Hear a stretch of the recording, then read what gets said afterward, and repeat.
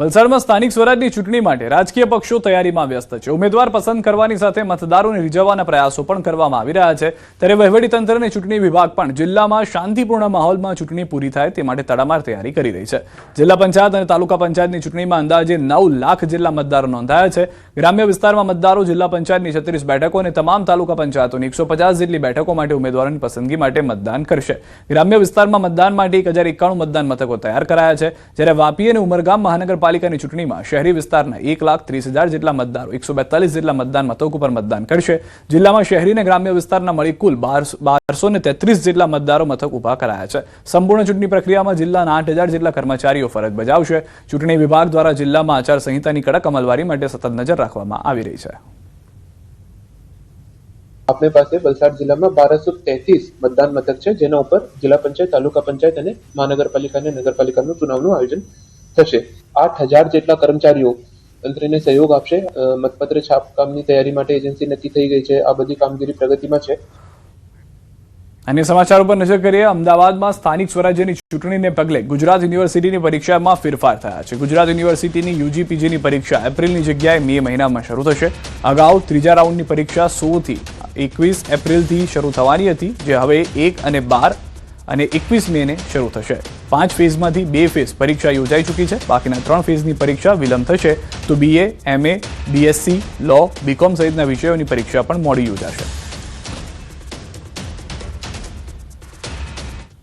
સુરેન્દ્રનગર મહાનગરપાલિકાની આગામી ચૂંટણીનો જંગ જામવાની તૈયારીમાં છે। ત્યારે વોર્ડ નંબર 11ના ગણપતિ ફાટસર વિસ્તારના રહીશોએ પ્રાથમિક સુવિધાઓના અભાવે આક્રમણ વલણ અપનાવ્યું છે।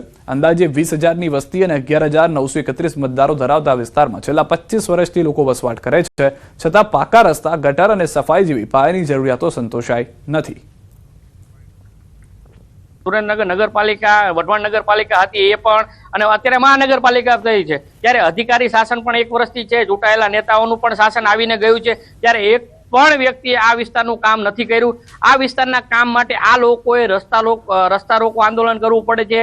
રાજકોટ બાયપાસ જેવો હાઈવે એને ચક્કાજામ કરે છે। પાણી માટે માણસો વલખા મારે, જ્યાં સુધી ધરણા પ્રદર્શન ના કરે, સરકારી તંત્ર સૂતું હોય ત્યાં સુધી જગાડે નહીં, ત્યાં સુધી આ વિસ્તારના લોકોનું કોઈ જ પ્રકારનું કામ થતું નથી। સંવિધાન સોસાયટી, ગંગાનગર અને શ્રીહરિ ટાઉનશીપ, આ 3 સોસાયટી એક પટ્ટા ઉપર આવેલી છે, અને આમાં અમે વારંવાર રજૂઆત કરી છે, તો છતાં અમારો ત્યાંથી મહાનગરપાલિકામાંથી અમને હકારાત્મક જવાબ મળે છે। ના કોઈ નથી કહેતું, પણ સ્થળ ઉપર કોઈ કામ થતું નથી। ચૂંટણી આવે શું કહેશો મહાનગરપાલિકા? ચૂંટણી આવે છે તો કોઈ પણ પક્ષ અમારે ત્યાં વોટ માંગવા આવે તો પહેલા અમારું કામ, પછી વોટ, કામ નહીં તો વોટ નહીં। સ્થાનિકોએ સ્પષ્ટ ચીમકી ઉચ્ચારી છે કે જો સમસ્યાઓનું નિરાકરણ નહીં આવે તો કામ નહીં તો વોટ નહીંના સૂત્ર સાથે કોઈ પણ રાજકીય પક્ષને પ્રચાર માટે પણ વિસ્તારમાં પ્રવેશવા દેવામાં આવશે નહીં। 20થી વધુ સોસાયટીઓમાં વસતા મધ્યમવર્ગીય પરિવારોની હાલત અત્યંત કફોડી બની છે। છેલ્લા 10 વર્ષથી અહીં પીવાનું શુદ્ધ પાણી, સ્ટ્રીટ લાઇટ અને વરસાદી પાણીના નિકાલની યોગ્ય વ્યવસ્થા નથી। ખાસ કરીને ખુલ્લી ગટરો અને ગંદા પાણીને કારણે માખી મચ્છરોનો ભારે ત્રાસ ફેલાયો છે, જેનાથી રહીશોનું આરોગ્ય જોખમાયું છે। વર્ષો તો 20 વર્ષ થઈ ગયા। 20 વર્ષથી એક જ ધારા આમના આજે આવે કાલે આવે, આજે આવે કાલે આવે, પણ આવતું નહીં।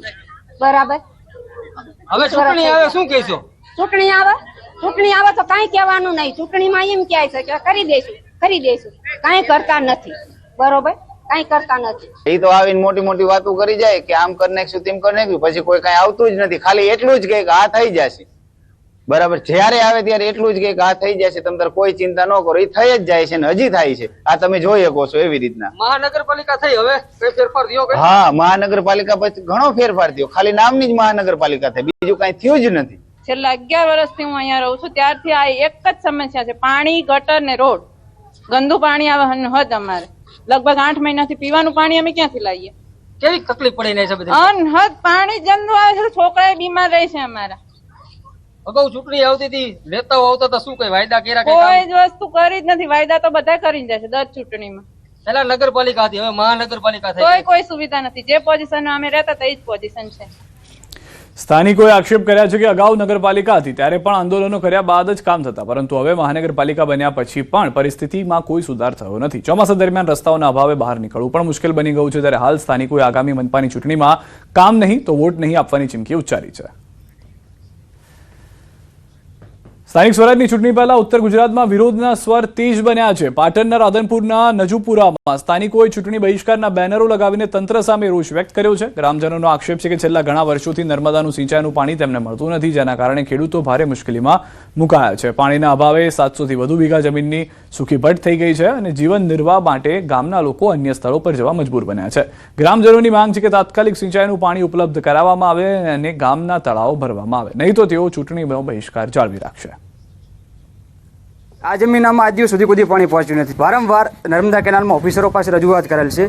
તે ઓફિસરો એવું કહે છે કે ગ્રાન્ટ નથી. આના હિસાબે જે અત્યારે ચાલુ હાલમાં ચૂંટણી સંપૂર્ણપણે બહિષ્કાર કરવામાં આવે છે. જો આના અગાઉ પણ કોઈ પગલાં લીધેલ નથી અને આ વખતે કોઈ આના બાંધરી આપવામાં નહીં આવે અથવા તો કોઈ પગલાં લેવામાં નહીં આવે તો સદંતર ચૂંટણીનો બહિષ્કાર કરવામાં આવશે. વડોદરાના ઉંડેરાથી કોયલી તરફ જવાના રસ્તાની બિસ્માર હાલતના કારણે વાહન ચાલકો પરેશાન છે. લોકો કહી રહ્યા છે કે અમે વેરો ભરીએ છીએ પણ વળતર મળતું નથી. આ માર્ગ એટલા ખરાબ છે કે વારંવાર અકસ્માત થાય છે. નેતાઓ મોટા મોટા વચન આપીને ગાયબ થઈ જાય છે. કેમ કે અમને બધાને ખબર હતી કે આ ગામમાં છે તો અમારો વિકાસ થશે, પણ શહેરમાં જશો તો અમારો વિનાશ થશે. ત્યારે આજ લોકોએ બાંયધરી આલી કે તમારું ગામ વધારે વિકસિત થશે, પણ આજ દિન સુધી આ ગામ જે વિકાસ ગતિએ ચાલતેલું એ વિકાસને પણ વિનાશ ગતિએ ચાલે તેવું દેખાય છે. કેમ કે આ રોડ જે 1.5-2 વર્ષથી કોન્ટ્રાક્ટર દ્વારા ખોદવામાં આવ્યો, તે કોન્ટ્રાક્ટર દ્વારા આજ દિવસ સુધી આ રોડ બનાવવા નહીં આવ્યો. રસ્તાની સ્થિતિ તમે જોઈ શકો છો, કેમ કે ઘણા ટાઈમથી આવવાનો જ રસ્તો છે, બરાબર છે. આ રસ્તાની સ્થિતિ ચેન્જ થતી નથી. મારો રેગ્યુલર રૂટિંગનો રસ્તો છે આ, બરાબર છે. રેગ્યુલર આવવાનું રહે છે. અહીંયા ઘણા ટાઈમથી આની આ સ્થિતિ છે, ચેન્જ કોઈ થતી નથી. અત્યારે કોર્પોરેટરની ચૂંટણી આવે છે એટલે ઘણા મોટા મોટા વાયદાઓ કરશે, બાકી તો કોઈ રસ્તાની સ્થિતિ ચેન્જ થવાની નથી. નિયમિત ઉંડેરા અને કોયલીની વચ્ચે ટ્રાવેલ કરું છું અને ઉંડેરા ગામનો જે રોડ છે એ રોડમાં આવાજાહીમાં એટલી મોટી સમસ્યા છે કે આજુબાજુમાં રહદારીઓને જવા આવવા માટે બિલકુલ સારો રોડ નથી અને ગટરના ઢાંકણા ચારે બાજુ ખુલ્લા હોય છે. રસ્તો બહુ જ ખરાબ છે, એટલે અમે જ્યારે ચોમાસું હોય છે તો અમારે ગાડી બહાર મૂકવી પડે અને ચાલીને આવવું પડે. હું પોતે 3 વખત પડી ગઈ હતી. વડોદરા શહેર છેલ્લા ઘણા સમયથી વડોદરાને બદલે ખડોદરા તરીકે ઓળખાઈ રહ્યું છે. એનું જીવતું જાગતું ઉદાહરણ જે છે તે ઉંડેરાથી કોયલી તરફ જવાનો રસ્તો છે અને રસ્તાની સ્થિતિ એટલી ખરાબ છે કે અહીંયા જે પસાર થતા વાહન ચાલકો છે તેઓ ત્રાહિમામ પોકારી ઉઠ્યા છે. વડોદરા શહેરની વાત કરીએ તો વડોદરાનો કોઈ રસ્તો બાકી નથી કે વડોદરા મહાનગરપાલિકાએ તે ખોદી ના નાખ્યો હોય, પરંતુ આ રસ્તો જે છે તે